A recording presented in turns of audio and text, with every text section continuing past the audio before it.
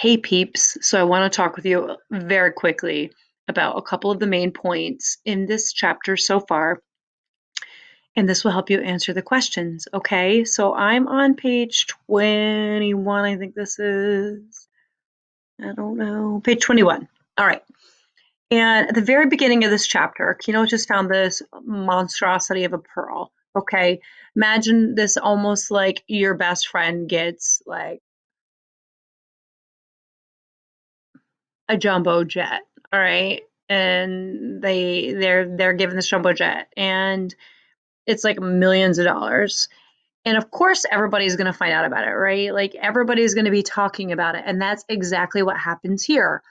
We see that it starts to talk about how the news is traveling so fast and it gives us examples to exaggerate how that news is moving. For example, it says news seems to move faster than small boys can scramble and dart to tell it, faster than women can call it over the fences.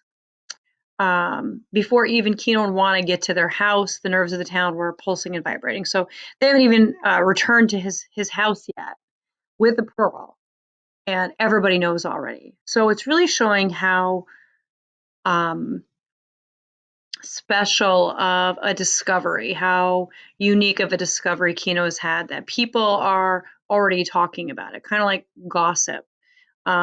We see other examples like before panting little boys could strangle out the words, and the news swept on past the brush houses.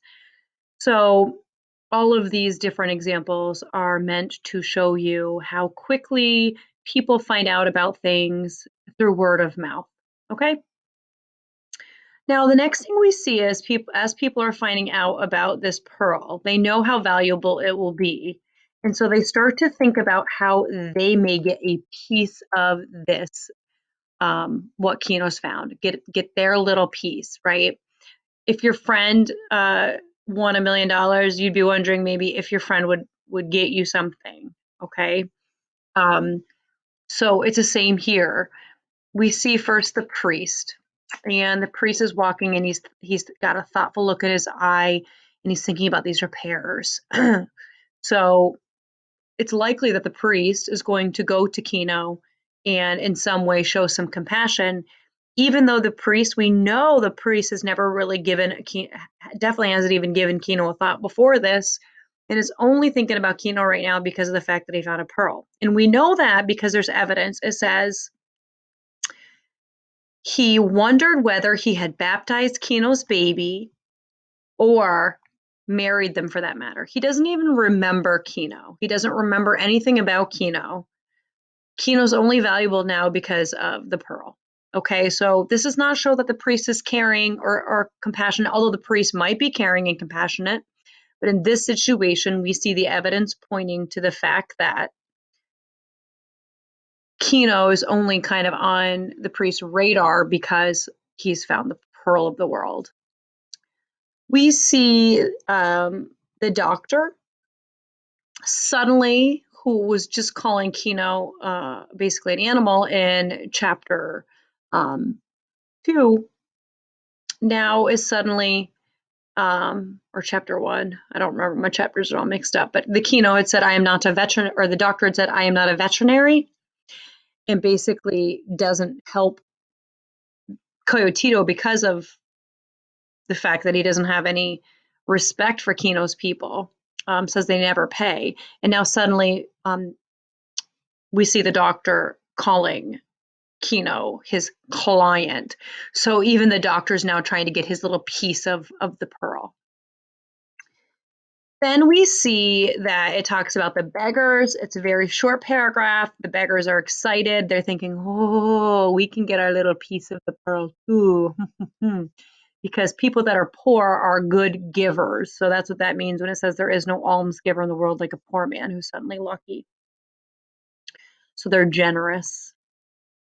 And then we see this part about the pearl buyers. So these people that are buying pearls. So this part is really interesting because we learn that in this town, there's really only one person who is a buyer. Okay, it says here For there were not many buyers really, there was only one, and he kept these agents in separate offices to give a semblance of competition. Semblance just means gives the resemblance or the idea that these men are competing. So there's one person, and this one person actually is the one who has the money and fronts it to buy the pearls. These other people are just working for that one person, almost like a pearl buying mafia. Okay. Think of it almost like your stores, Gap, Banana Republic, Old Navy, Athleta. Those are all owned by the same company. Okay, so all the money those stores make all go to the one company. So there's actually one person, and we get the impression that this one person, what does this say here?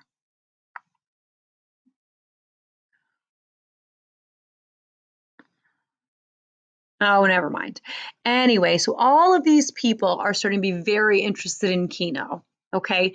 And then we get this very dark passage right here where it's foreshadowing that this pearl is going to bring Kino misfortune. He'd had the perfect life, remember? It in chapter 1 it said that he had this routine and it was a morning like other mornings, yet perfect among mornings when he's out watching the sun come up and listening to all these songs and hearing Wanna cook. So he really had a perfect life as far as he relayed to us in the first chapter. Now we see this very ominous or dark time that's going to come. And words like evil, black, black distillate, the scorpions used to compare, um, poison, and venom. These words really show they're foreshadowing that this pearl is going to bring them misfortune. But at this point, when we end this part that I read to you today, Kino and Wana are very innocent and very naive, meaning they don't see those things. They're so excited at this point, okay? And they think that everybody is happy for them. And we see that innocence there. And the pearl is supposed to be a symbol of something good, right? It could potentially bring good things for Kino. And it's described as warm and alive in his hand. And as he's holding that, we can see that he believes it's good because we've got the music of the pearl and the music of the family coming together in this harmonious way. Okay. So that's my review of this little part. Okay. Go ahead and answer the questions now.